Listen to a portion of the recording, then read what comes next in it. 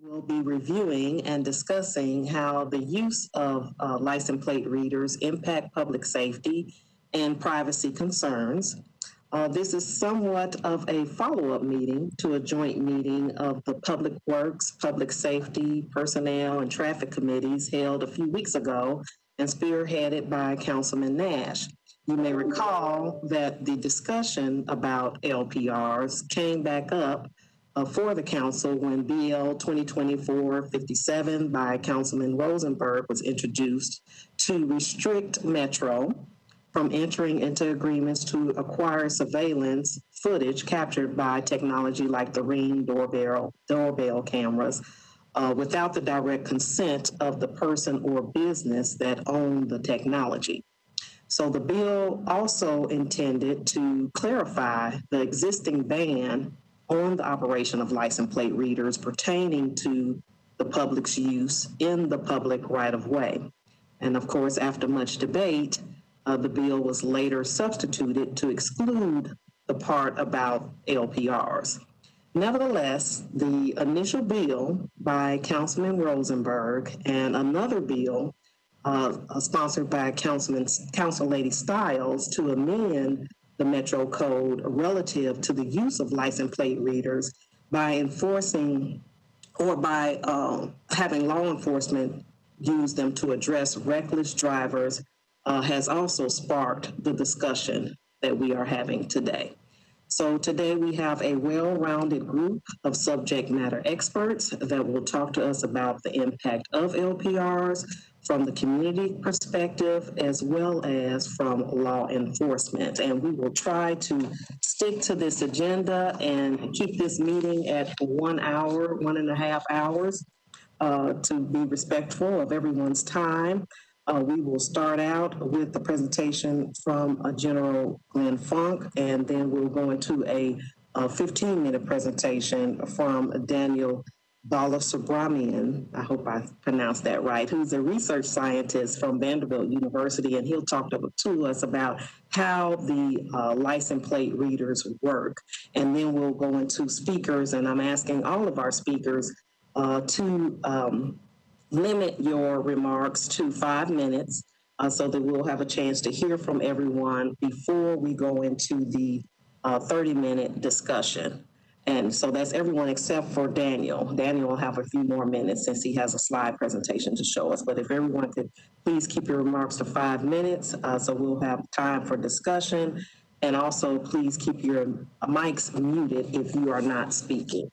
So with that, I will turn it over. I believe General Funk is on the line. Oh, yes, he is here. So I will turn it over to him. He'll speak for a few minutes and then has to go and teach a class. So we thank you for joining us today. And with that, I'll turn it over to General Funk.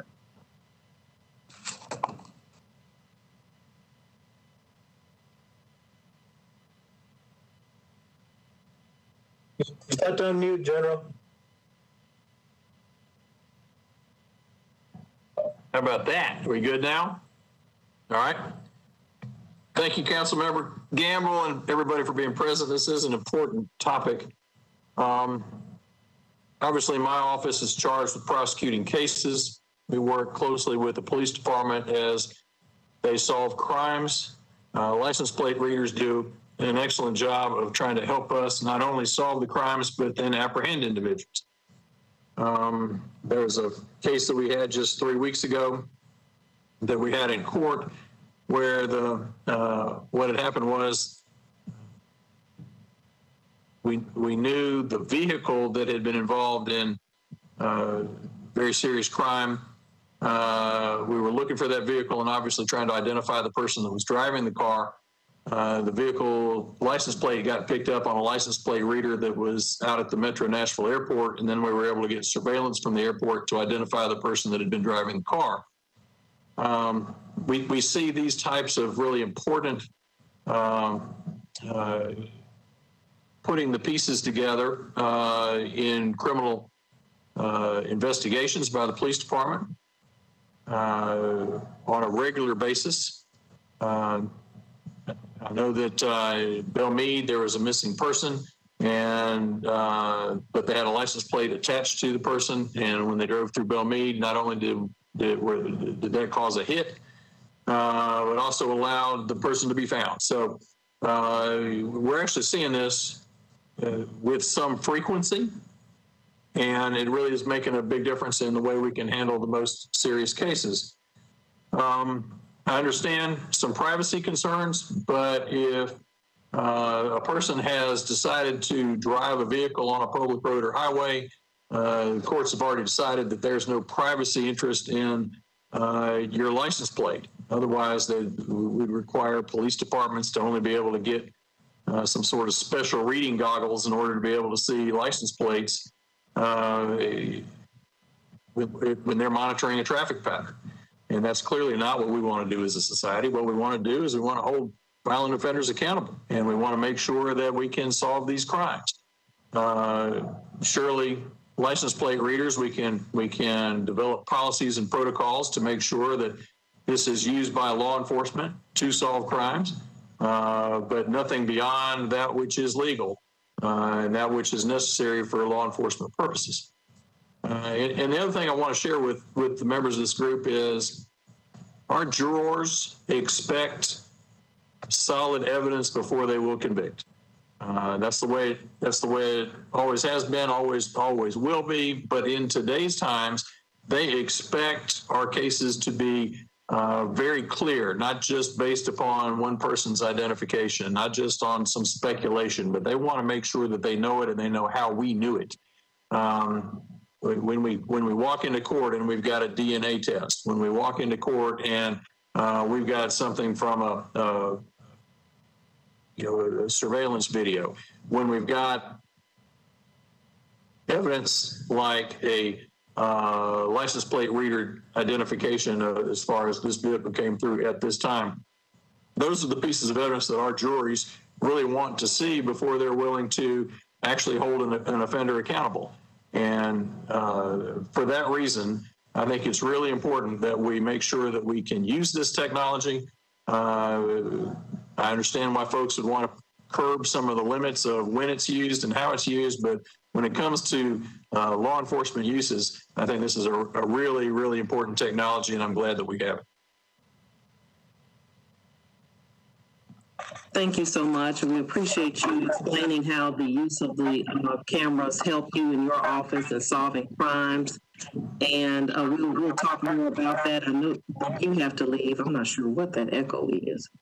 But we appreciate you coming on, and Jenny Charles is here that will answer any questions as we get into the discussion part of it. But we hope today that we'll be able to hear from both sides of the issue as it relates to use of the cameras and the privacy concerns, and hopeful that we may be able to come to some kind of agreement as to if the use of them outweighs the privacy or vice versa. So that's our goal today, and appreciate you coming in and getting us started. Okay, thank you very much. Y'all have a great rest of your day. Okay. You too. All right. With that, we will move down the agenda to Daniel from Vanderbilt University, research scientist, and also associate professor at Vanderbilt. And he has done a lot of work on researching open data and how it impacts communities and helping solving crime. So with that, and hopefully, Daniel, you'll be able to share your presentation. Is he okay to share? Can you give me the ability to share? It's grayed out right now.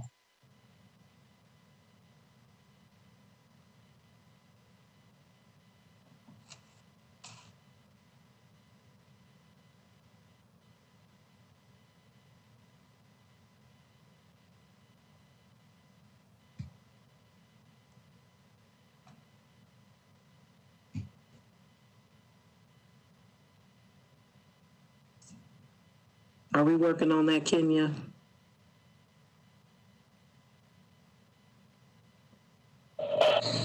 Kenya. I'm sorry, what did you ask me for? We're trying to allow Daniel to share his presentation and give him authorization. Sorry about that. Thank you. Great, thank you. Okay, I assume you can see my screen? All right, thanks. Thanks for the nice introduction. My name is Dr. Daniel Balasubramanian. I'm a research scientist at Vanderbilt. I'm going to talk about an NSF project that closely aligns with this topic. It's not strictly confined to LPR, but it kind of intersects. So it's called Improving Neighborhood Safety Through Open Data Collection, and it's sponsored by the National Science Foundation. Okay, so real quickly, who we are, our team. It's myself, and I'm in the computer science department. Sarah Igo, who's a professor of history, law, sociology, and political science. Professor Brad Malin, who's in biomedical informatics and is a privacy expert. Ken Pence, who's a professor of the practice of engineering. He's also a retired Metro police officer. And Professor Christopher Slobogan, who is in the law department, and he's on this call as well and has testified before.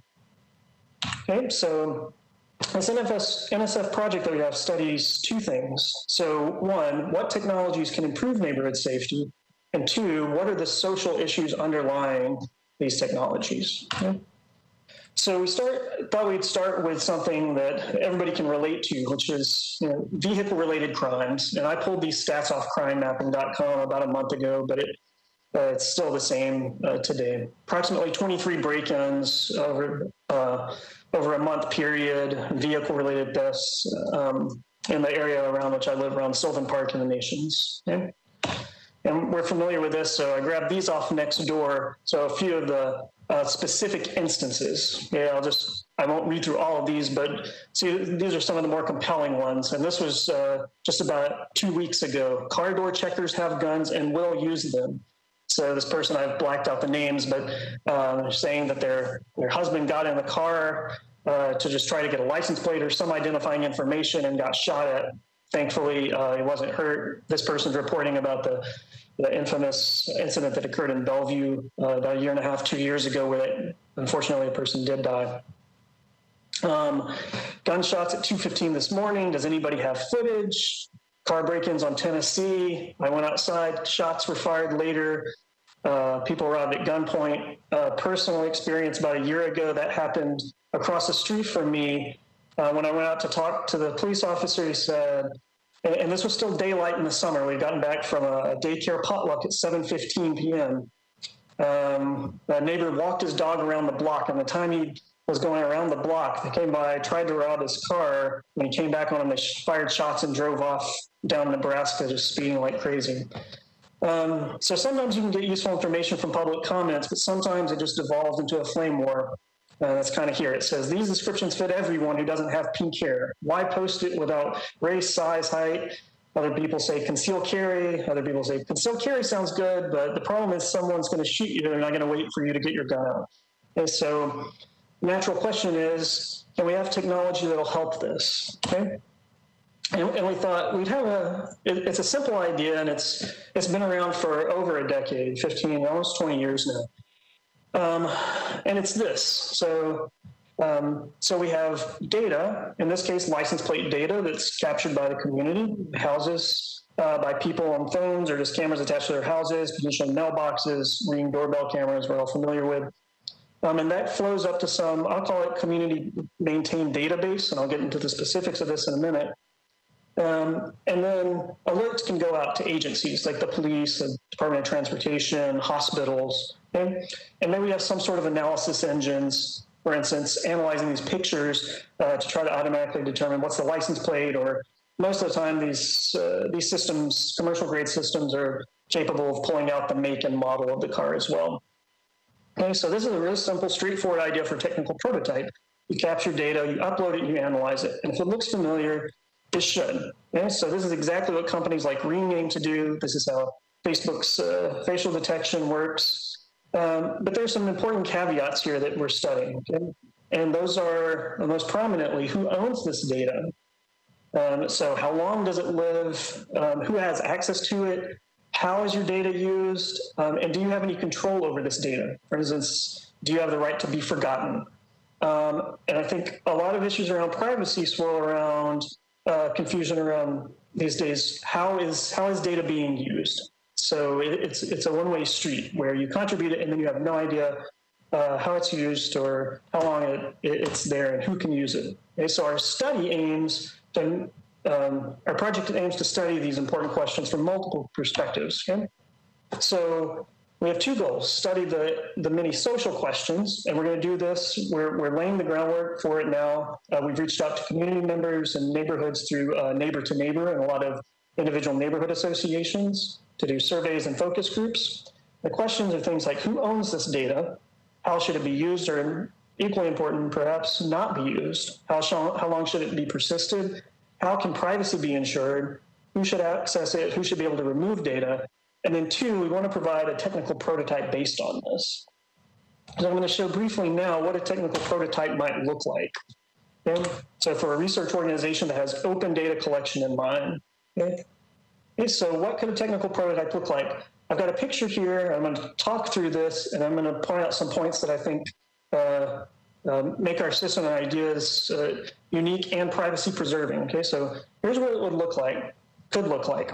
Okay, so you might have license plate readers, and these, perhaps they're maintained by the city, but more and more, I think what's coming is the ability for ordinary people, you or me as a private citizen, to have these sorts of cameras, not necessarily specific to LPR, but as general purpose cameras whose data can then be used for purposes like LPR. And so you might have a few around, for instance, this is the Nations over here on the left, and you might have some in the East Nashville neighborhoods. And they'll send their data to databases. In this case, what I'm proposing, I'm going to speak to in just a second, is they're going to send it to disparate, siloed, partitioned databases, so physically separated databases. And then we'd implement, similar to the Belmead Police Department, an existing technology, the concept of hot list alerts, where if it flags, if it thinks it's picked up a stolen car or an Amber Alert car, missing person, it'll send out an alert to police immediately. So that's a high profile thing. Otherwise, the data is persisted for some limited amount of time. I don't mean the limits of the law, I mean limits as in less than a week. The law currently is somewhere around 90 days in some jurisdictions, I believe. But I would propose less than that, if my personal opinion. And then that's a kind of an open question as to who could have access to diagnose crimes post-mortem. Okay? So importantly, and that's what I'm going to talk about next, is how do we ensure privacy and how do we prevent tracking?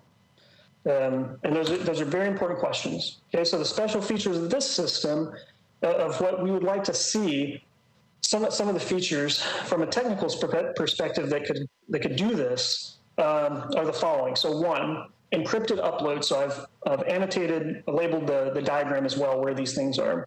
Encrypted uploads means the data can't be obtained or stolen while it's being transmitted. Okay? So that relates to privacy.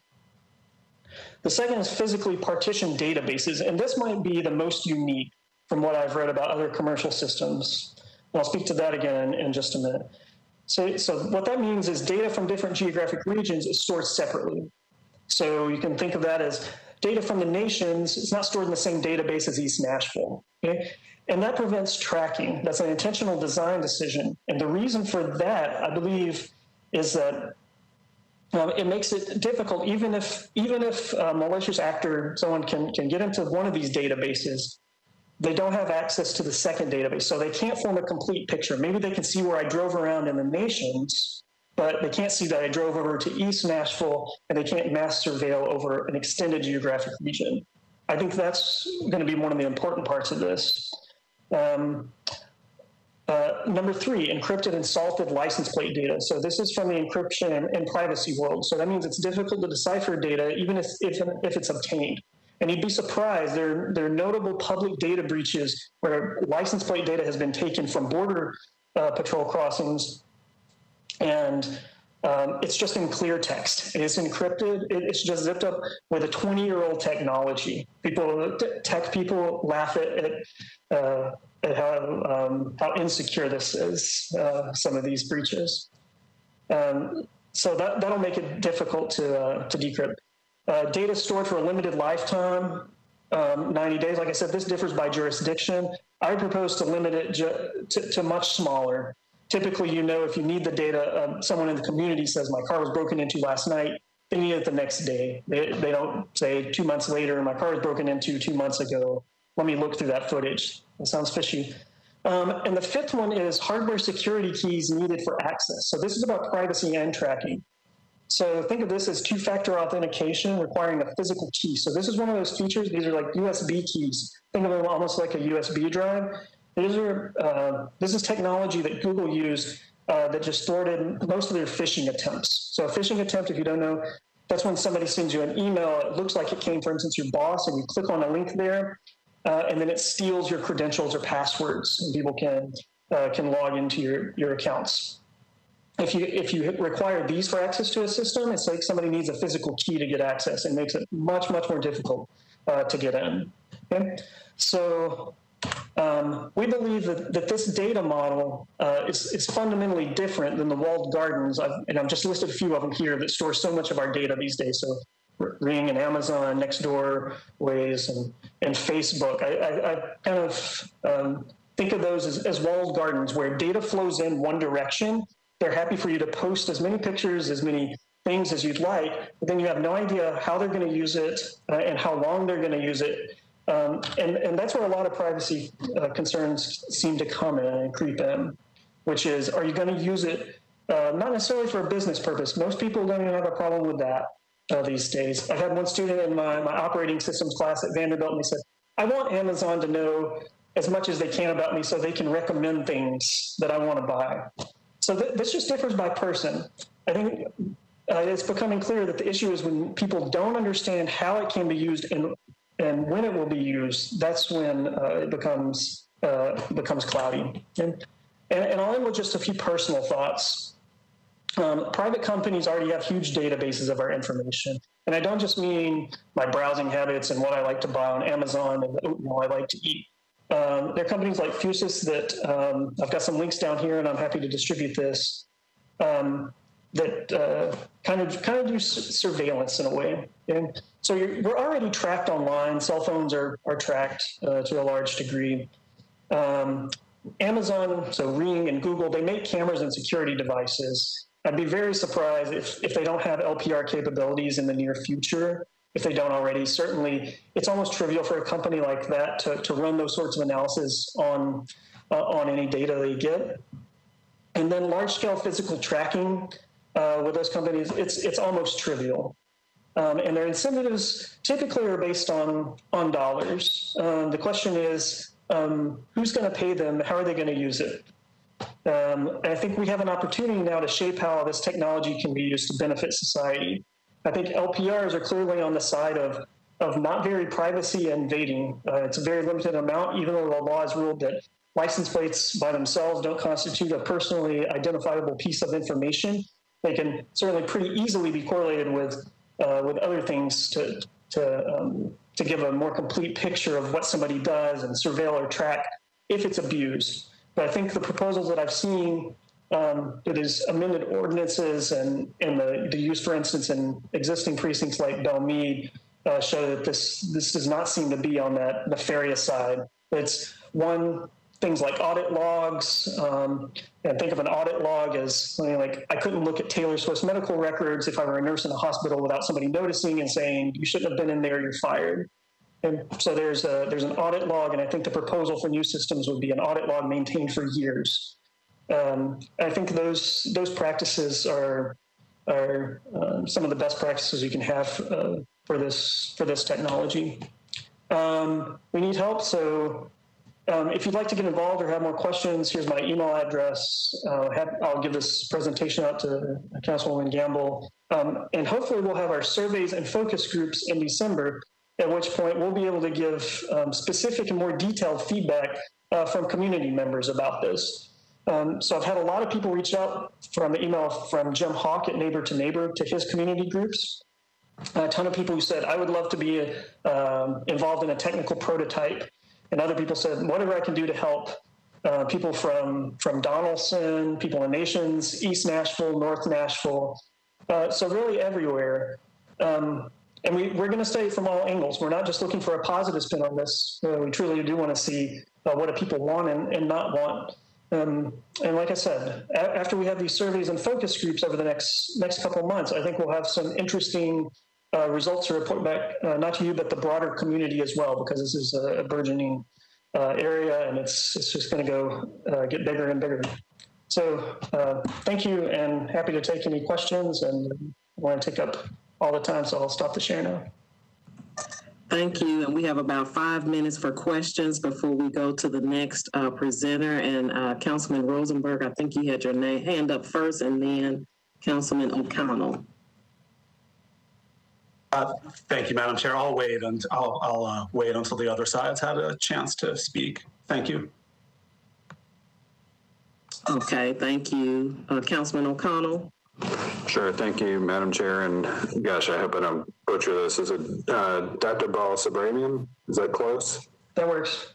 All right. We'll see how we go from there. All right. So wanted to just ask a couple questions about the technical prototype you proposed. From the standpoint of physical partitioning in particular, it seems like you've actually got limited tracking mitigation there if a given vehicle, if I'm driving through multiple of those zones. If I drive from Southern Park or the Nations to East Nashville and they have geographically partitioned databases, and either, later someone wants to access those, or even in real time, depending if, a bad actor or a social engineering scenario or whatever, whatever the scenario is in a local jurisdiction, I'm not convinced that the physical partitioning gives you any particular advantages against tracking. So I don't know how you're looking to mitigate that in a prototype like this. Yeah, so that would be a security feature where a malicious actor would have to have access to multiple databases. So they would have to have multiple successful phishing attempts, for instance. So they would have to phish somebody's credentials to access database 1 and maybe database 2 and database 3, which is certainly doable. Hackers will stop it. Hackers are, by the nature of the game, so I took a class on reverse engineering and cyber attacks at Vanderbilt. So hackers are always one step ahead of defenders. It's the nature of the game.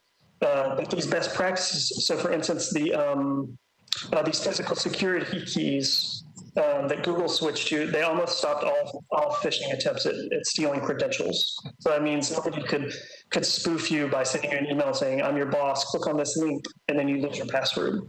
So certainly if somebody had enough, if a nation state, for instance, tried to thwart this, it could be doable. But, right. Yeah. Yeah, no, I get the point. And I think that raises the next concern or consideration I have too, though, which is that, deep cryptography expertise, deep security systems expertise is generally something that also only exists at nation state scale, right? In the sense that, yes, Metro does have ITS, and yes, we do have anti-phishing provisions, but, I would not say that we as a city government have a lot of systems where, sort of that industrial strength security is really at the forefront, and it's generally still not something that is commonplace. My background is also computer science and information technology, and everywhere I've ever worked in software, finding security experts tends to be a surprisingly difficult thing to do in an open market. It's harder to come by that. And I don't know how you bring that down to a neighborhood scale for implementing a prototype like this. Right. So we'd start with a small scale where I'm proposing now looking at doing with coworkers where I could have more control and go over and debug things, and get it right with just a few things. I'm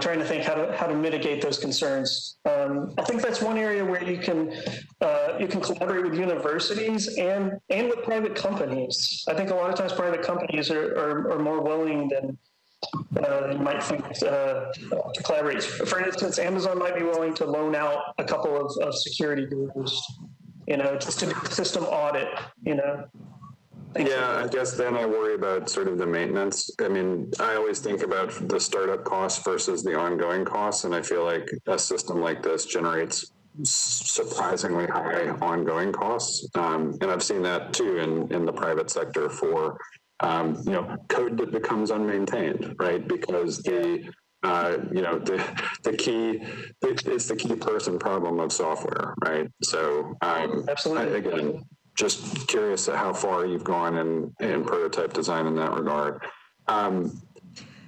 I will say too, I don't know, I mean, I understand kind of the physical keys problem ending phishing attacks.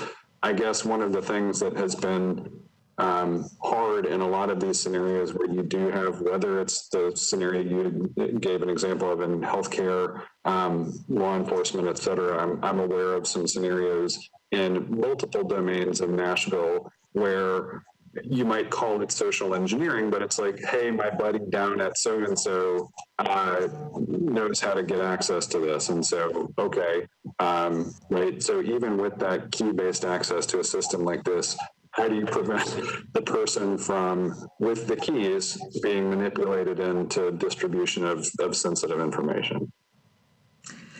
Yeah, well, go ahead, Daniel, and then I'll speak on that because it sounds like it. If somebody really wants to go through the problem or to get this data, then they will do whatever they can to do it. But how useful is this data to someone, Daniel? If you could speak to that, because you spoke to that during the neighbor to neighbor presentation yesterday about, how useful is this data to someone?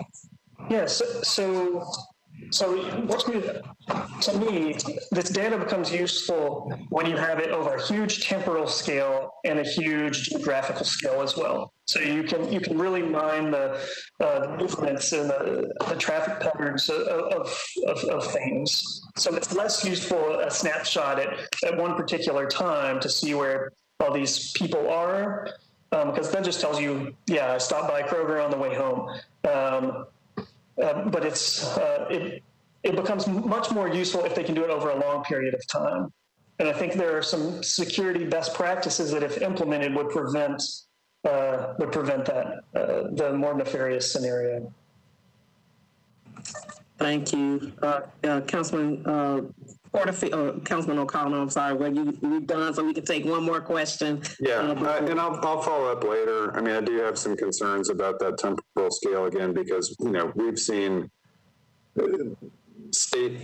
nation state level interference down to the county election scenario, and right, if we're thinking about online manipulation of individual actors down at the local level, which is certainly possible, there are concerns along those regards too. So I appreciate the presentation, appreciate the time for questions. Thank you, Madam Chair.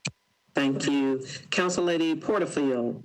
Thank you so much. My question will be very brief, Chair, and I'll just say I'm so thankful that we have such a diverse body and we have content specialists like Councilman O'Connell to share that content that I would know nothing about. So thank you, Councilman O'Connell, for bringing up that information. I just had a really quick question. You mentioned that there are people, some of the people that you spoke with said, hey, I want Amazon to know everything about me. And I literally cringed because I want Amazon to know the least amount of information about me as possible, as well as any other organization or entity. In fact, when I was looking at upgrading my home security system this week, I purposely did not go with Ring because of concerns about privacy issues. It seems as though the individuals that you have spoken with are all very in favor of this level of citizen surveillance. And my question is, how have you engaged the community, and have you heard from anyone who's in opposition to this, and how have you gone out to speak with different people in the community? Because again, it sounds as though everyone that you've spoken with has been on one side of the issue. Yeah, good question. There's a bit of sample bias right now. This is the study's impacted by COVID because we can't literally go out and go face to face. The outreach I've done is through neighborhood associations, neighbor to neighbor.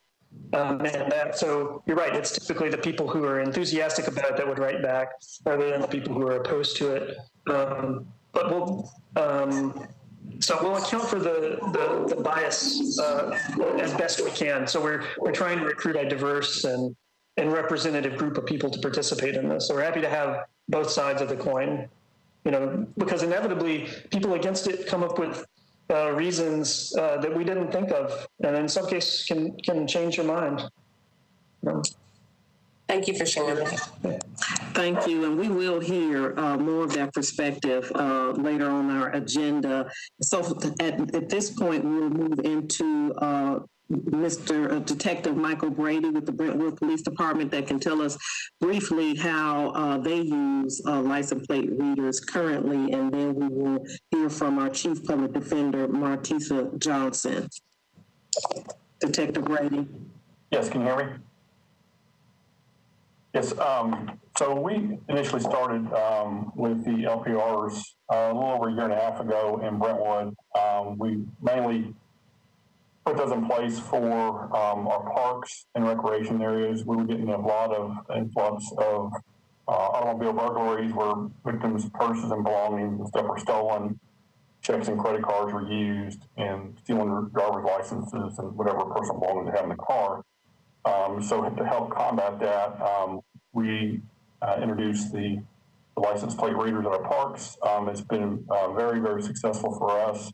We recently, as of last year, did a second phase, and we incorporated several other locations, strategic locations where we saw a significant need for that to help us assist in identifying, perpetrators that are committing crimes in our city. So it's been very, very beneficial for us. We do have with our vendor, we have an audit trail for every user that logs into the system. Has to be law enforcement and basically have access to CGIS, which is the FBI database to run tags. I guess all you guys are aware of this, but the only information that the LPR is capturing is the characters of the license plate. It's not collecting personal information about who the person is, who's driving it. Another step has to be done for us to inquire of who the vehicle owner is. So a lot of times there's stolen plates, missing people, sex offenders that NCIC creates hot lists, like if Metro Nashville enters a license plate on a violent terrorist or something, and they scan into our park, we're going to get a notification through NCIC, the National Crime Information Center, to alert us that, hey, this person is in our parks, and they're wanted by Metro Nashville. So it gives us a heads up of, of that person frequenting our parks, and they're actually wanted. So there's actually no information, that says Mike Brady's car is traveling down Concord Road in Brentwood. There's several steps that have to be done. They have to be an authorized user on the system.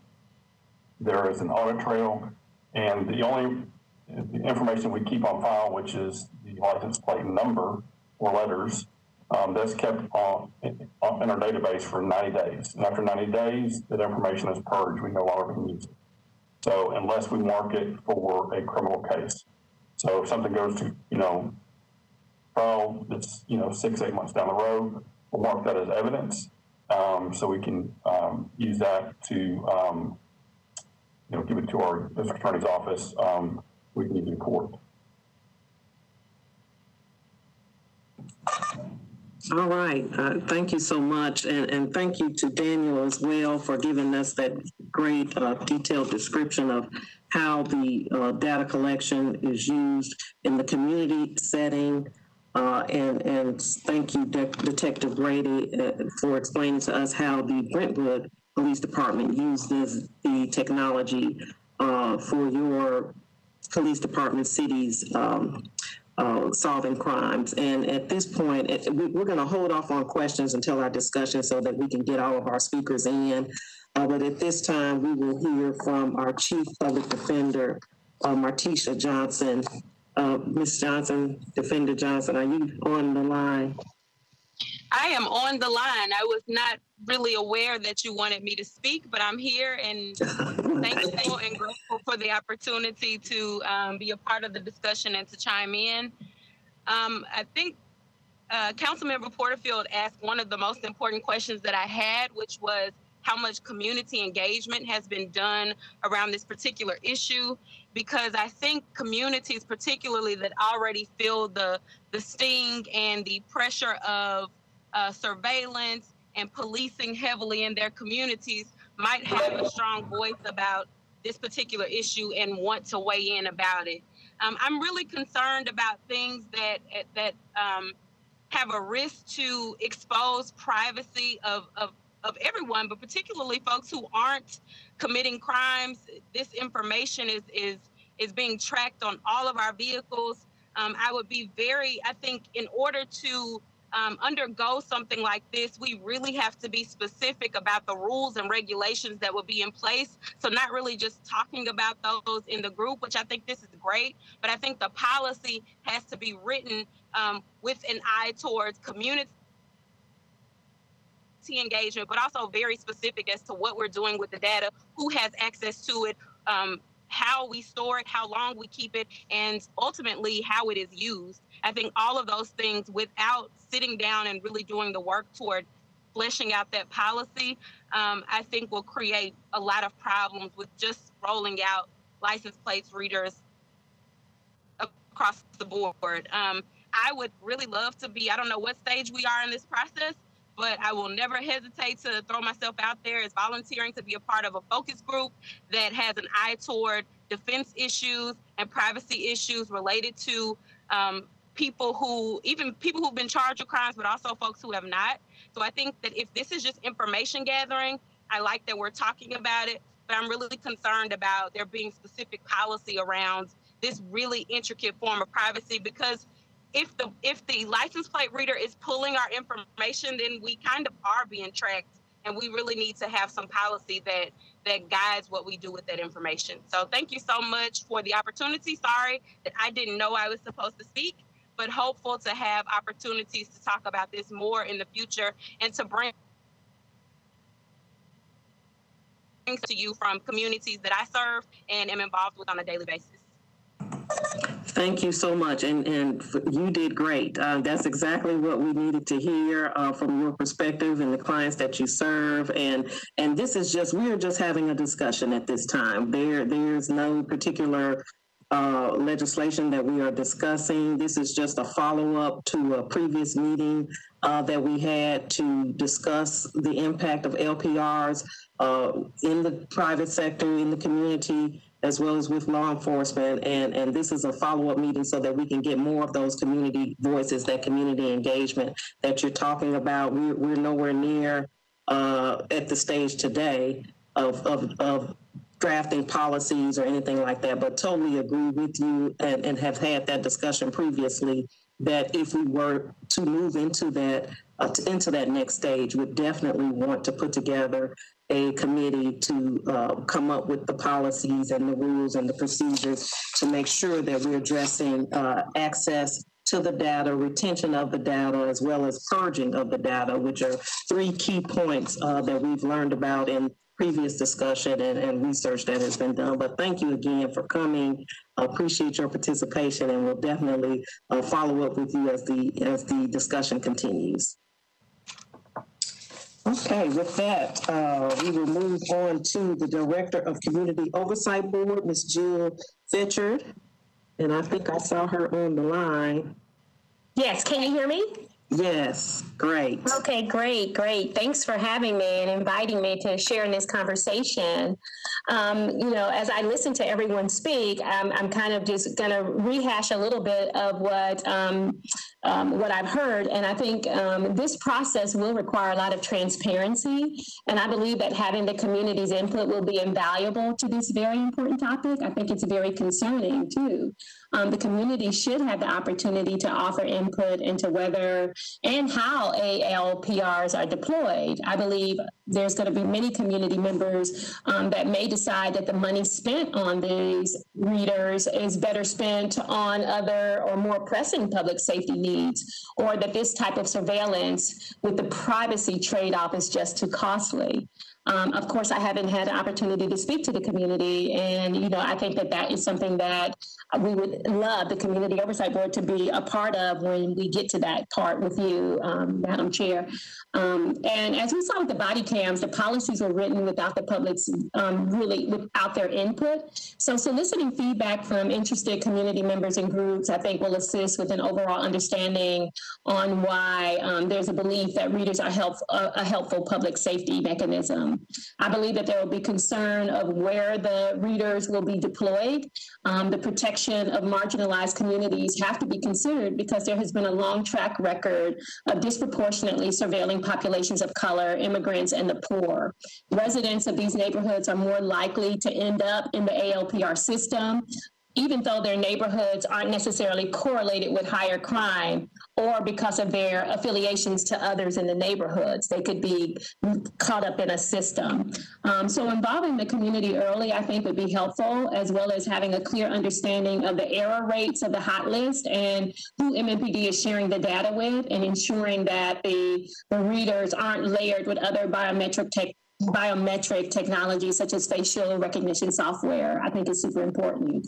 And I know that Brandon from the ACLU will speak in a moment, but I believe creating strong policies in collaboration with the ACLU, who have been very vocal about the privacy concerns surrounding the readers on a national and state level regarding the protection of First Amendment rights because of this type of surveillance mechanism, I think would be ideal. And to have those policies vetted by the community. And lastly, having strong accountability and oversight mechanisms in place should be mandatory. So thanks for having me. I look forward to working with the committee to gather more information from the community. And however we can be of assistance, we will definitely be there to do that. Thank you so much. We appreciate the work that you're doing with the Community Oversight Board and look forward to continuing to engage you and the community in all of our efforts regarding public safety going forward. All right, Mr. Brandon Tucker with ACLU. Thank you, Madam Chair.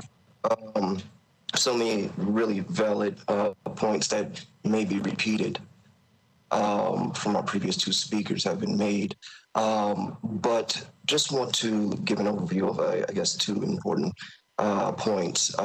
And largely the function and how license plate readers work has been discussed. And so I'll skip a portion of the background, but just stating initially that, yes, we can concede that this technology is not inherently dangerous and can serve legitimate government purposes.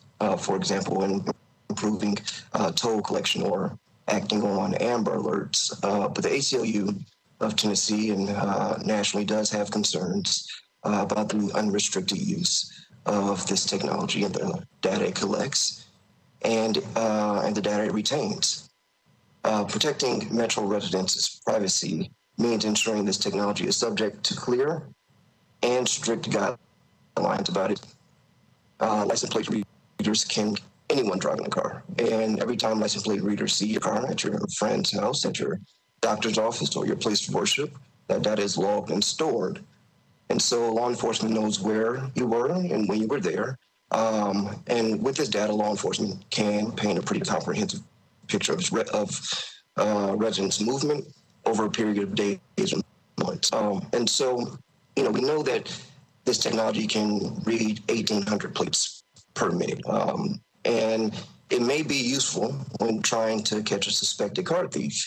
But collected data is rarely the data that's collected is rarely relevant to criminal investigations. And as our previous speakers have just spoken to, and our affiliate in Maryland, for example, found that only 47 of every 1 million plates read, 0.005% were linked to a stolen car or serious crime.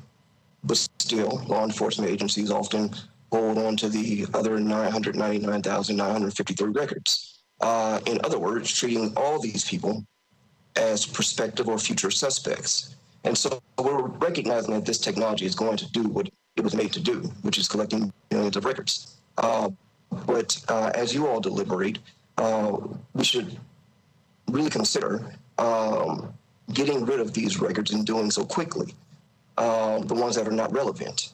This technology becomes dangerous as governments store massive amounts of data on people tracking movement and our lives without stringent guidelines on doing so. in addition to our primary concern about the privacy implications of retaining all this data, further concerned with possibility of abuse or mismanagement of the tool, the data by the government. And bad actors with access to an ALPR database can weaponize this data for personal or political reasons. Even if we assume that many governments use this technology responsibly, anyone with access can track its spouse or boss or rival candidate. We saw in a 2016 investigation by the Associated Press found that police officers across the country abused confidential databases of love interests, journalists, business associates, and others. And LPR also, as mentioned earlier, can reflect discriminatory bias. For example, in New York City, police officers have reportedly driven unmarked vehicles equipped with license plate readers around local mosques in order to record each attendee. We know that in Washington, D.C., an officer pled guilty to extortion after looking at the plates of cars near a gay bar and blackmailing the car's owners. Also, again, I'm following two brilliant speakers, but these technologies will only get more sophisticated. License plate readers manufacturers have started integrating facial recognition software into their LPR offerings, license plate reader offerings, meaning law enforcement could use the same camera to ID the car and the driver all at once. So as these capabilities expand, it becomes easier and easier for the government to infringe on our privacy rights. And in getting ready to close, we do know that both the Tennessee General Assembly and Metro Council have acknowledged these privacy concerns. The TGA requires data unrelated to criminal investigations to be deleted within 3 months of collection. That's a start, but it's not good enough. As we know, in a state like Minnesota, their state patrol, for example, has a policy of eliminating data unrelated to criminal investigations within 48 hours of collection. And the state ensures compliance with that policy. We know that Section 13 of the Metro Code already limits the usage of at least stationary ALPR automatic license plate readers and ALPR data only to ensuring compliance with the city's emission standards. The Metro Code also requires deletion of identifiable data within a week of collection for at least some ALPRs, but we need to make sure strict requirements apply to any and all license plate readers deployed in Metro. So any law that secures the protections and builds on the forward-thinking steps taken by this body is good for Metro and is good for the residents. So to close, we know that ALPRs can serve legitimate purposes, but without clear regulation, a robust discussion, community engagement, Metro residents could likely be less protected from invasive government surveillance. So thank you, Madam. Thank you. Thank you so much for coming today and providing that perspective for us. If you wouldn't mind, if you are able to hold on, and actually all of our speakers, if you're able to stay on as we get through the last two speakers, we'll have an open discussion, and I'm sure there'll be questions and hopefully some comments that you can add in the next 30 minutes. So we're in the last 30 minutes of our call today. So with that, we will go with Ms. Melody Fowler Green with the Human Relations Commission. Hi, everybody, and thank you, Madam Chair. I'm Mel Fowler Green, the director at the Metro Human Relations Commission, and actually a former ACLU attorney. So thank you, Brandon. Pretty much what I would have prepared to say. I'm really thankful that those before me, I can simply double down on a lot of it. One, the importance of community engagement and transparency around the use of these cameras, and the privacy concerns. There are a couple things I do want to raise, or at least put a finer point on. I think, generally speaking, I would have to agree with General Funk that there is no clear expectation of privacy that's constitutionally protected when you're driving on a public roadway. But when that data becomes cumulative, it certainly does raise some privacy concerns. And Brandon talked about instances where LPRs were used to track folks going to mosques. Other concerns that I've seen in other cities, let's say you were your LPR is set up at the entrance of a parking lot for a law firm or for a mental health facility. So sort of capturing, who's going to these law firms, who's going to these facilities. And that cumulative effect would certainly raise privacy concerns. I'm also concerned about how the use of these cameras can exacerbate bias that's in the judicial system by leading to selective over-enforcement. While police may install cameras in neighborhoods to investigate violent crime, I think that a full review, and I'm sure the ACLU has done some of this work, but I think what it shows is that even if they're set up with the stated reason being to investigate violent crime, it ends up catching a disproportionate number of petty crimes, right, in the process. So are we using this data to pursue things like driving with a suspended license or some vandalism or other property damage? And then, of course, immigration violations are a significant concern. Who do we share the information with? Is this information shared with law enforcement in other jurisdictions? And is it shared with ICE? I know that a couple of years ago, it's been a couple of years now, but ACLU reported that there were more than 80 local law enforcement agencies that shared their license plate data with ICE. So I know that that's going to be a significant concern for a lot of Nashvillians.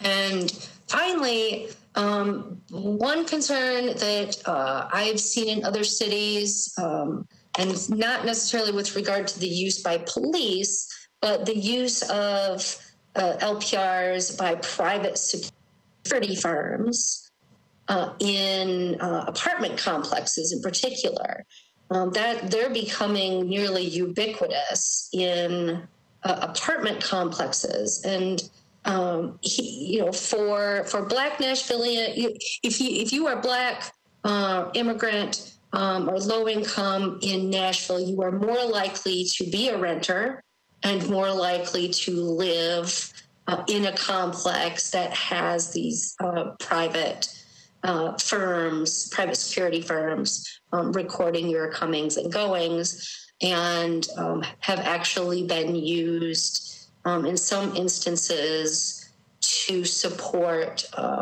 pretty minor lease violations that have displaced low-income folks. So I would be very happy. I know my commission would be interested in further conversation about this and participation in some community engagement.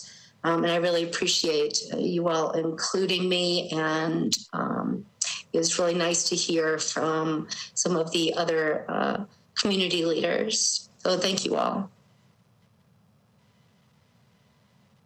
Thank you. Thank you so much. And we definitely will keep you engaged as we further this discussion with the community.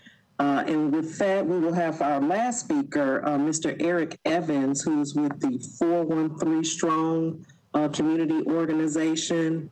And after Mr. Evans, we'll start our open discussion and questions.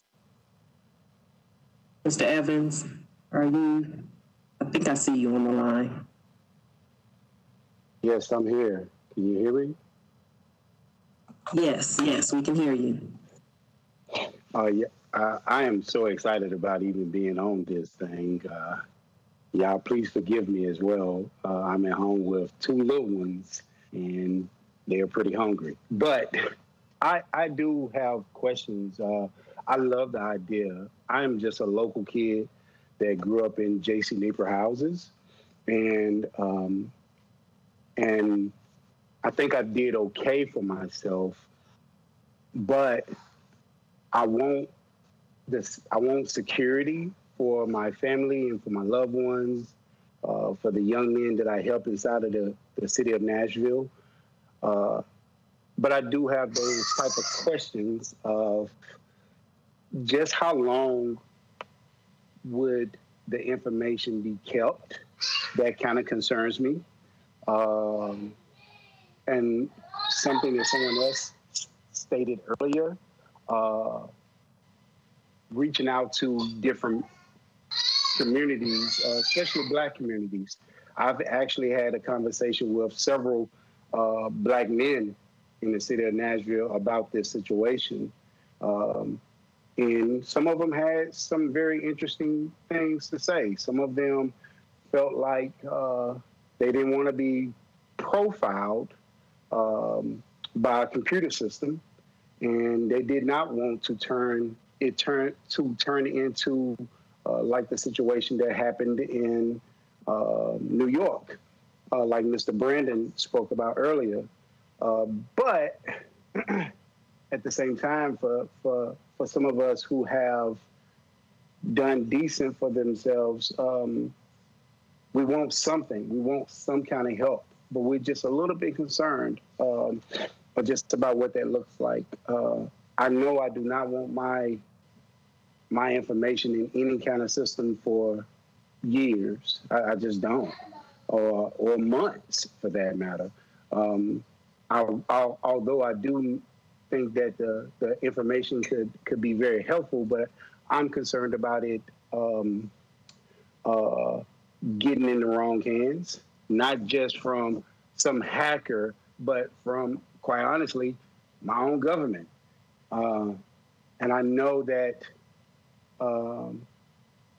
that may not be the most popular thing to say, but it's just how I feel. You know, I'm a guy that lives in off of Ashley City Highway area, and there's a lot of young Black professionals that live in my neighborhood, and you know, I know that these people over here have not been talked to about this system, and I would like to be a part of a conversation with some of my people to learn more about these cameras. And I do think that it could be useful, but I also think that there are some other things that the police system could be using as well. So, but I thank you guys for allowing me to come on here and talk. I really appreciate it. Thank you. We really appreciate you giving us your time to give us your perspective on this and the community's perspective. And I thank you for suggesting really coming out to the community. I think we've heard that a couple of times tonight, and I think that's the next step, having some community meetings, community engagement meetings. If we're going to further this discussion, we actually need to get out in the community and talk with the communities that would be directly impacted. I mean, all of the communities would be directly impacted, because I don't feel like these cameras should just go in specific targeted communities. I think they would be more useful, from what I'm understanding about them, in high traffic ingress, egress areas around the city, not necessarily specific neighborhoods, but we can talk more about that, and really will follow up on your suggestion about working with you and other community leaders to hold community meetings in the community, so more people will be aware of the cameras, how they work, and can provide input on if we need to use them. So thank you. And if you can stay on a little bit, we appreciate it, but I understand I had young children who, when it's time to eat, it's time to eat. So if you need to jump off, we understand that too. But thank you again, Mr. Eric Evans, for joining us. All right, so with that, I have a lot of hands raised, and I've been trying to keep a list of order, and we're going to start with our public safety past chair, who, for whatever reason, his hand is not working on the system. Councilman Pulley, we'll start you off with the comments and questions.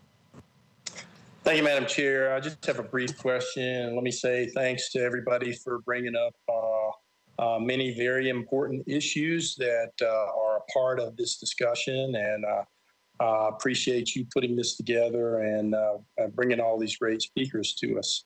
I'm going to direct this question to, and unlike my my dear friend and colleague, Councilman O'Connell, I'm not near as smart as he is, so I'm not about to take a stab at how to pronounce this guy's last name. So I'm going to call you Daniel B. So I'll direct it to you, but anyone else who feels like they can provide this information, you don't have to do it tonight either, because we've heard a lot of discussion about data used for tracking purposes. And I just want the data that is collected with the LPR systems. And I would start with you, but I'm interested to know if there is any data that shows how often bad actors will hack into a system like this and use the data for that purpose. And secondly, is there any data that is out there other than the singular examples that I heard provided by Mr. Tucker about individual police officers using this data for tracking purposes in other departments? Is there any examples of how police departments systematically use data collected from this to track people as by using the data collected in the LPR system? Is that clear? Yes.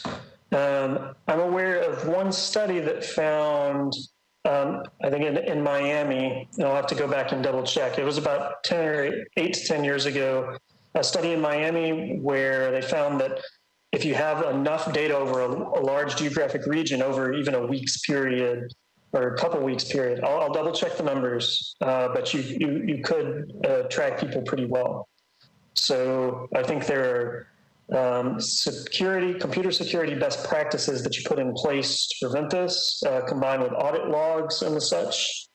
Professor Slobogan is also online, and he may be aware of more specific instances. And I'll get back to you with more. I'll look it up. But maybe Professor Slobogan can speak to this as well.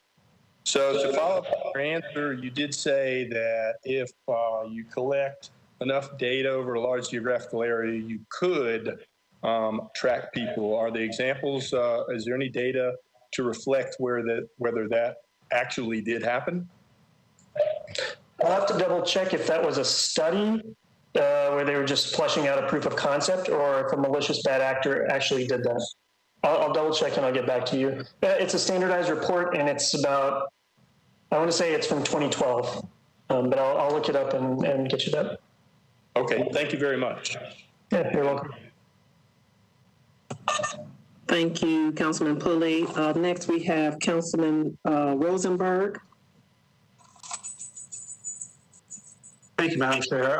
The question was asked earlier about how useful this data actually is, and I just wanted to answer and say that a very small amount of data is very useful, especially if it were near a neighborhood, for knowing exactly when a person's home is vacant, what time they leave for work every day, so that that home is then extremely vulnerable.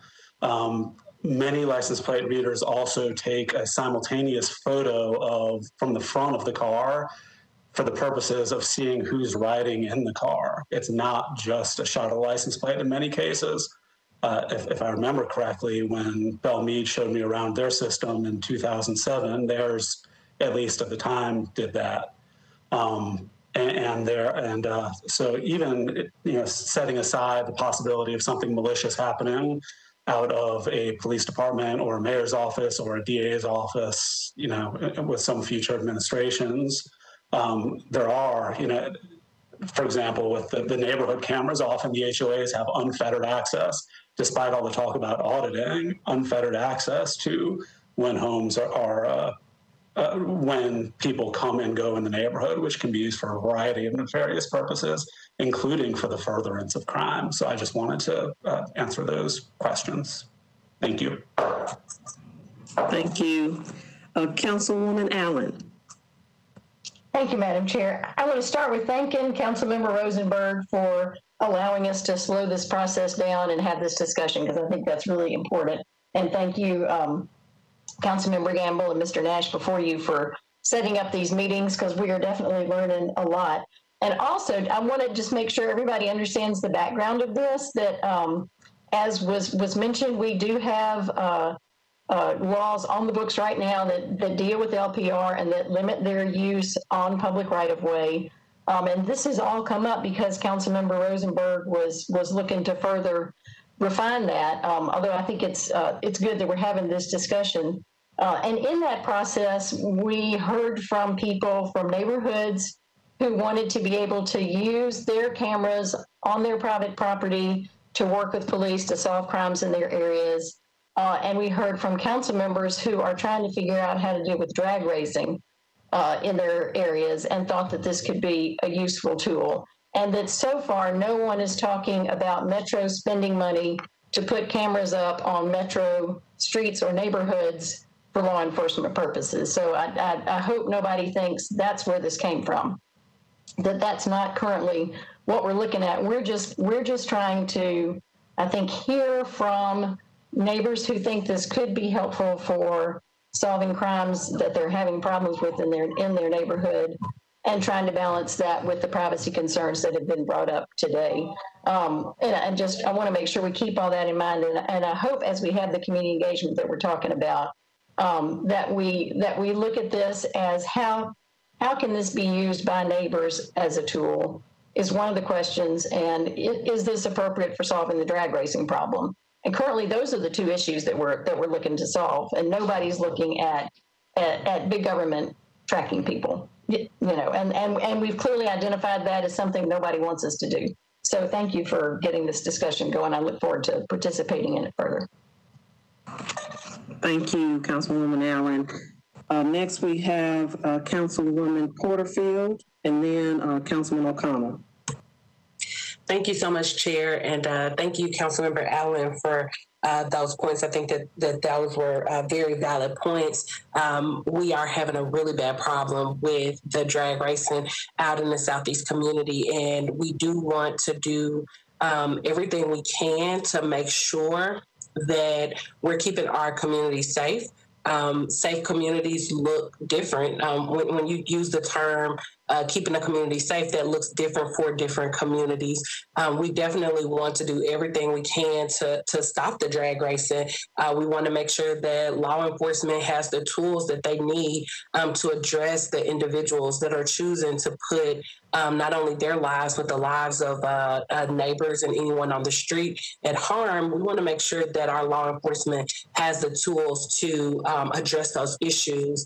My concern when we start talking about these license plate readers, and I think that the gentleman, I believe his name was Brandon, with the ACLU, he made such a valid point. If you look at the thousands of license plates that are scanned versus the very small number of individuals that are actually that have actually committed some sort of infraction or some sort of crime. So what this feels like is one kid was talking and the whole class lost recess.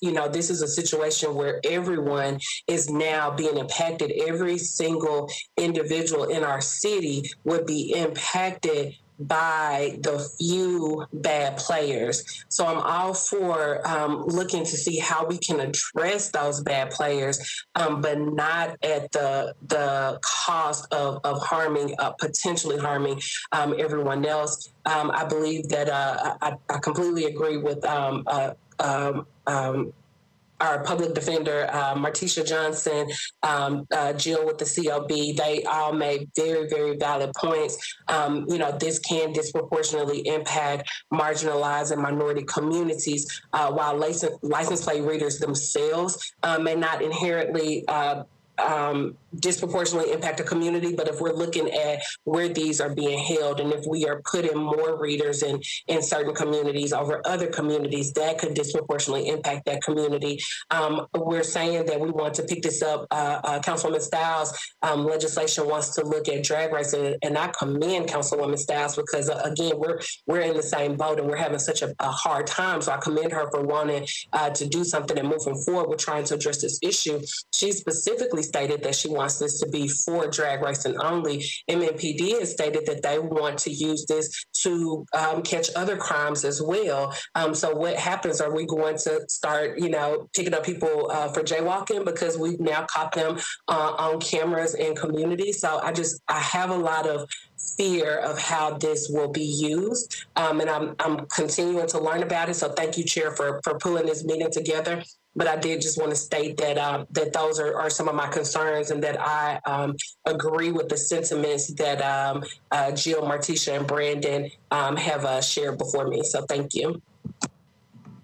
Thank you, Councilwoman Porterfield. And just to follow up to your comments, I think you're absolutely correct. None of us want to have just a carte blanche system of catching every crime that can be committed with this system. I think starting with the license plate readers, and then as the detective from Brentwood mentioned, how they use the license plate readers to catch stolen cars and that kind of thing, something that deals with the vehicle crime may be something that we would restrict the use for. Just an idea as to what everyone said earlier. We would need to have strict policies as to what the readers would be used for, how they would be used, how long they would be stored, and that kind of thing. So I totally agree. I don't think anybody is suggesting here today that we would just have open season with the surveillance of these readers.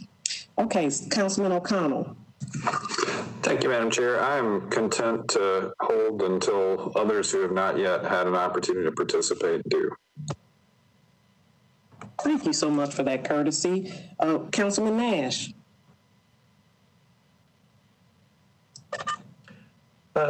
This has been a great discussion, and I'm glad we got to hear from the folks interested in the privacy issue. All I have to say is we, although we're not speaking to a bill right now to create a license plate reader system, I certainly personally think it's something that we need to be looking at, and one of the reasons for this discussion. And we really don't have to reinvent the wheel. I mean, there's already lots of places using it. Again, we've got it in Brentwood. This is from the International Chiefs of Police, Automated License Plate Recognition Systems Policy and Operational Guidance for Law Enforcement.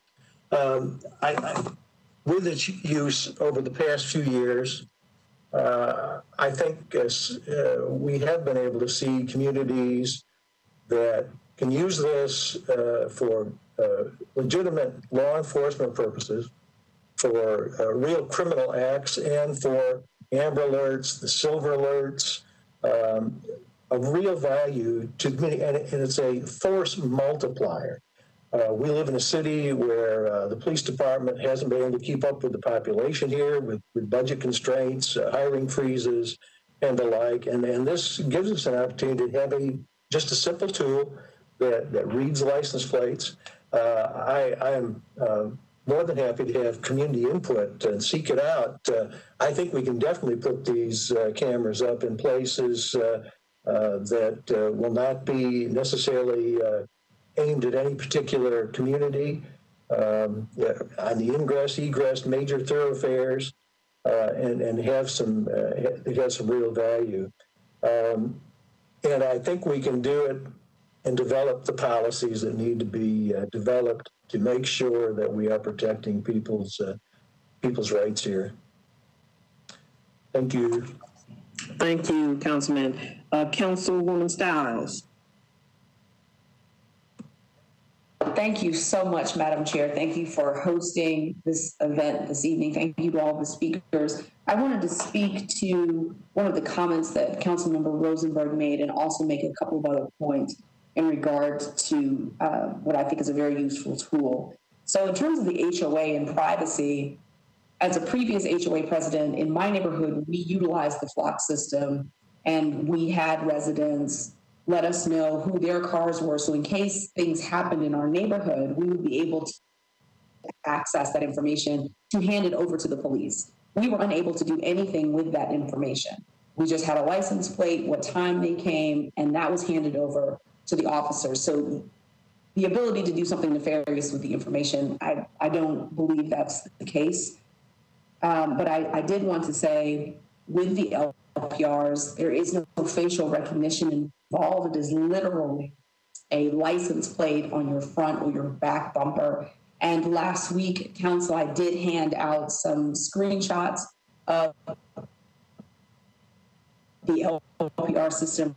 Police department, but you can't see how it does audit, it does track who's in the system, what time they went in, what they were doing.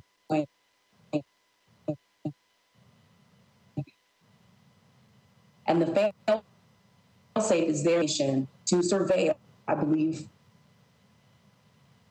police office, Bellmead, or any other department. I know that the ACLU individual spoke to some instances that have happened in the past of how the systems have been used incorrectly. I think changes have been made since then, certainly with new police systems implementing them. So I would like to encourage people to keep an open mind. It is possible to use the LPRs in a way that will benefit us and lessen crime, and also be mindful it is not needed from people that are not out of compliance with the law. So thank you very much, Madam Chair. Thank you. Thank you for your comments. Councilwoman Welch. Thank you very much, Madam Chair. This has been a very, very interesting discussion for me this afternoon, and I really appreciate you pulling this meeting together. This discussion has made me very negative toward legislation expanding the use of LPRs. So much of what we're talking about relies on individuals doing the right thing, the ethical thing, the moral thing. And as we have seen from current events, especially surrounding this election, you cannot always guarantee that people are going to do that. Just to speak to Councilwoman Stiles' point that it's all tracked when you enter the system and you access this information, perhaps for a nefarious person. By the time you find that that's after the fact, the damage can already be done.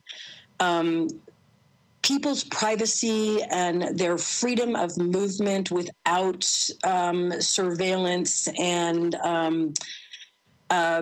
law enforcement engagement in that, having that anywhere, I do think that that is a slippery slope. And I just feel like if we approve legislation like this, we are going to find we're going to come to regret it, because we are going to find new ways that this type of technology can be abused and used against the people that we are purportedly helping by installing this type of system. I wish that we could trust that people do the right thing all the time for the right reasons, but I think we know that having a tool this powerful can open the door to all sorts of negative consequences. And I just need to think, I think that we need to really think about that very strongly, and who is going to be negatively impacted if people do choose to access these type of systems and use this type of information in a way that negatively impacts different communities and neighborhoods within our city. Thank you. Thank you, Councilwoman Welch. And we'll go to Councilman Parker and then to Jenny Charles with the District Attorney's Office. Thank you, Chair Gamble, and thanks to all the council members and guests we've had who've been working so hard on this issue. This is a super interesting discussion, and I'm still listening and still learning on this. I did want to sort of distinguish between the sort of private arrangements that HOAs or other groups are entering into in some communities with Flock or other providers. It is my understanding that those agreements provide those HOA boards with unfettered access, as Councilmember Rosenberg pointed out, to LPR data in and out of their communities.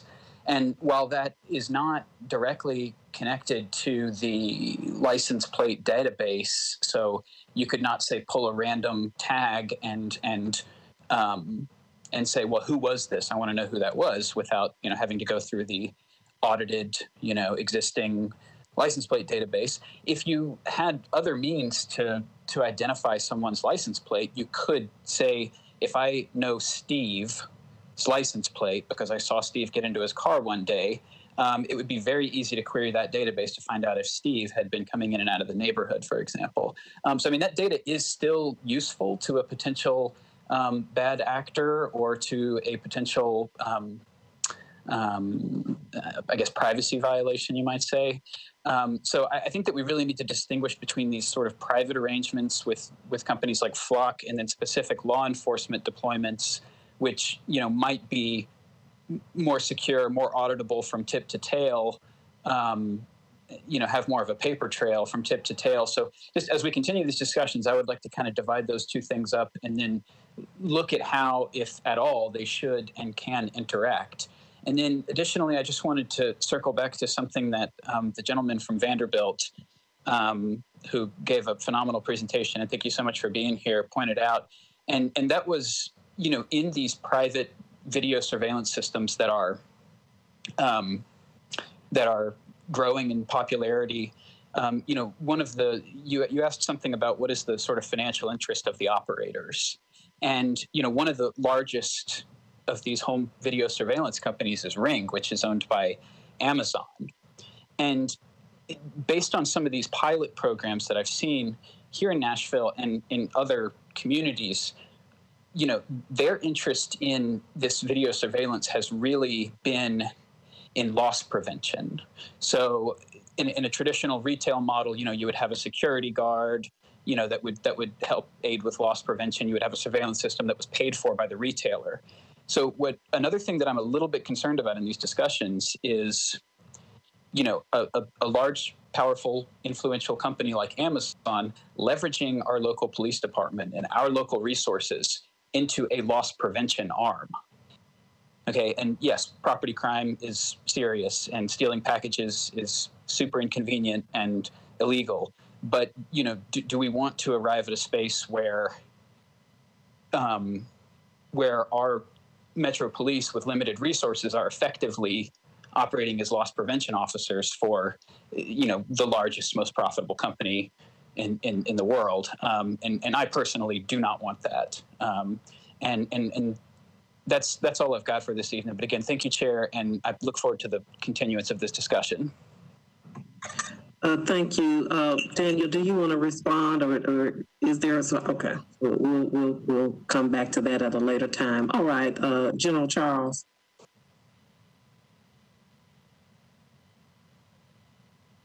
We can't hear you. Do you have your computer audio? Well, you're on mute now. You were off of mute, but we couldn't hear you. You may have to go down to your speaker and connect your, or where your mute button is, connect your computer audio. No, okay, we can't hear you. Okay, we'll come back to you, Councilman O'Connell. Thank you, Madam Chair. I appreciate hearing from colleagues, and again, thank you.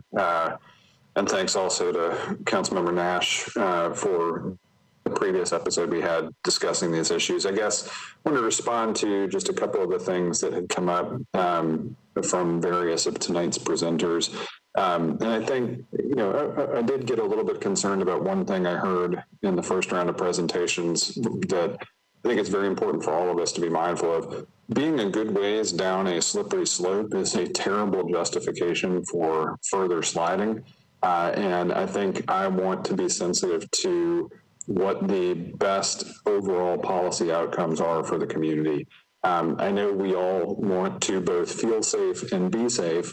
And I think one of the real challenges, and I think I saw Mr. Bunton from the mayor's office here, who's presided over their community safety initiatives, what authentic public safety is and community safety is really we've been in desperate need, I think, not just in Nashville, but clearly from around the country, and further exploring that. So I was really glad to hear our public defender speak to, a community that has not often necessarily been given a whole lot of voice in the public dialogue. And I think thinking about people who have historically been disenfranchised, people who have exhibited voting at lower rates, who may have less opportunities for public participation, who may not show up to neighborhood association meetings, really need to be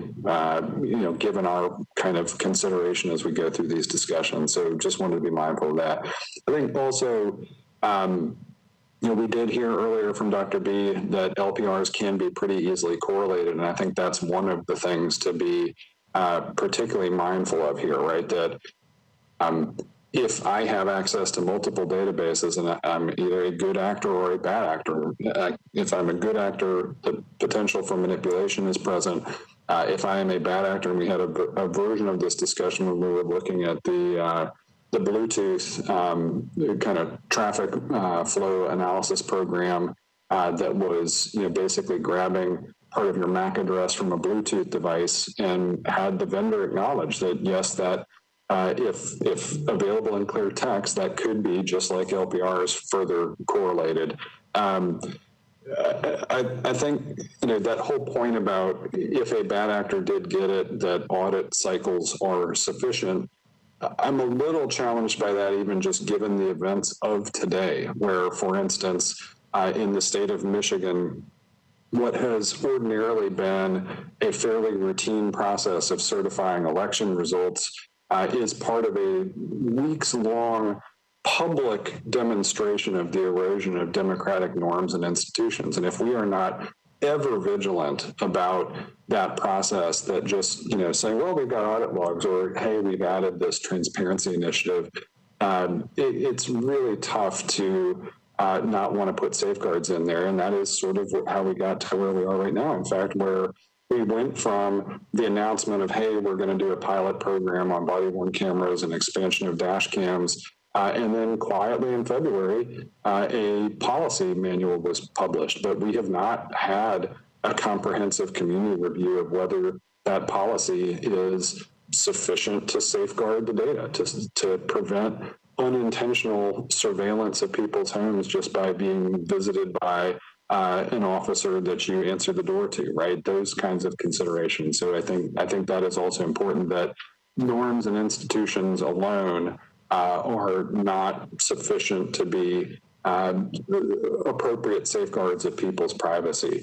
And that's my final point is to Mr. Evans's comment. And I think that I don't believe he's still on the call with us, but as we think about the ways in which people are vulnerable, I think one of the principles that is important to this is, as we look to, again, offer that level of safety that we all want in our lives, government should generally be in a position of offering a reference standard for knowing as little as possible about the citizens it governs, right? That is the testament to the strength of a functioning society, right? That we do not need to surveil ourselves aggressively because we have actually reached a place where the values we hold, the institutions we have stood up, that the ways in which we enforce those things are sufficient guarantees. We don't need to be effectively surveilling ourselves at incredible rates. And so those are my thoughts, and I'm very grateful for this discussion that you've helped shepherd with Councilmember Nash. Thank you. Thank you. Jenny, is your audio working now? We can't hear you. And I was really hoping you would be able to comment. It kind of closed us out since we started with the DA's office. We also have Captain Gilder on the line with the MMPD. Captain Gilder, if you would like to speak at this time, we'll be wrapping up. We're about 4 minutes over. I think we started out about 5 minutes over, so we'll go another 5 minutes. And I do still see hands up, but I'm not sure if those are old hands or new hands.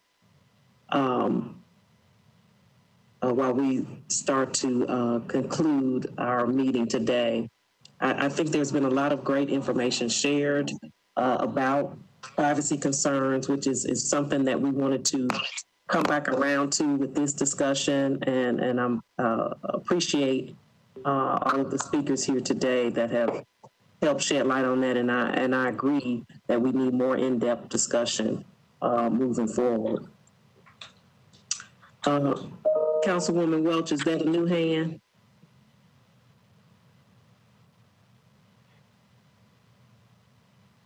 Okay, I don't hear you. Detective Brady. Yes, ma'am. Can you hear me? Yes. I just want to clarify a couple of things. And it's been brought up, those group here on the meeting.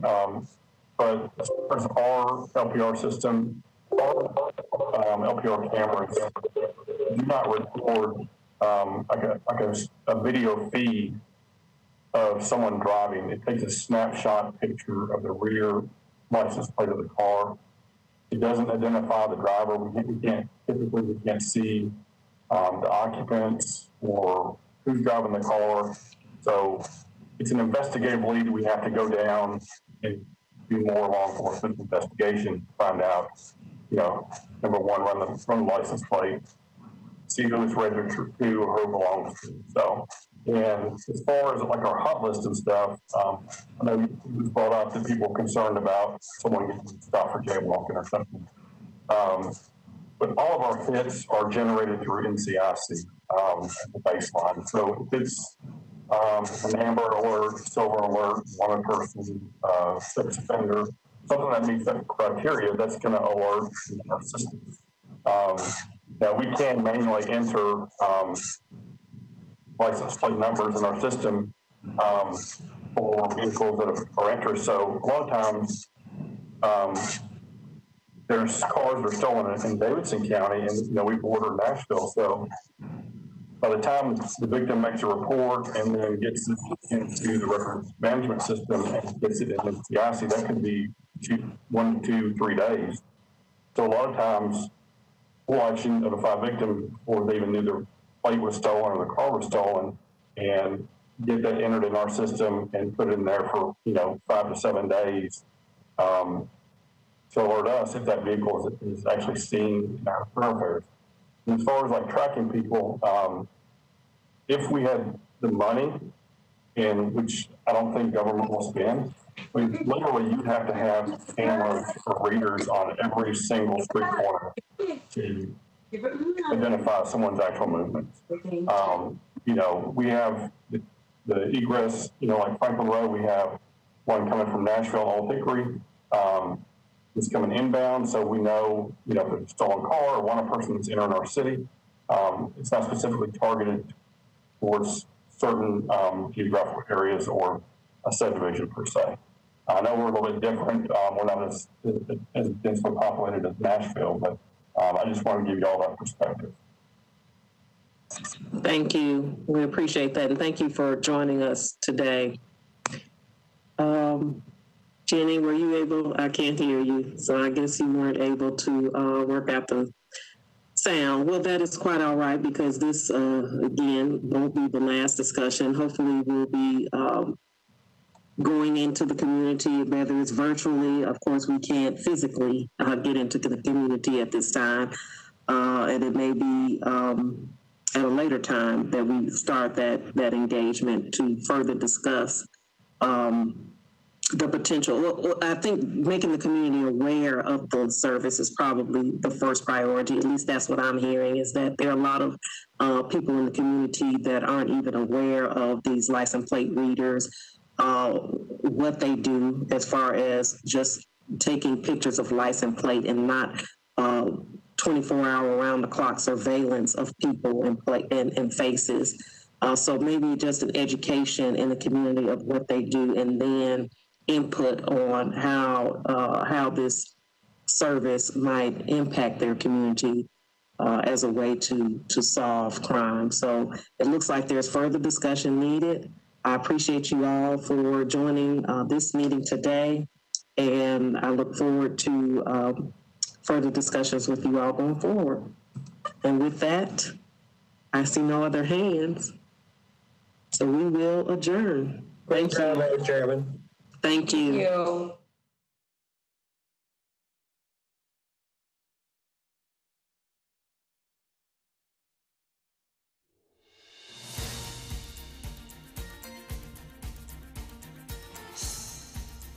This has been a service of the Metro Nashville Network. If you would like to see this presentation again, or for more information about this and other programs, visit nashville.org.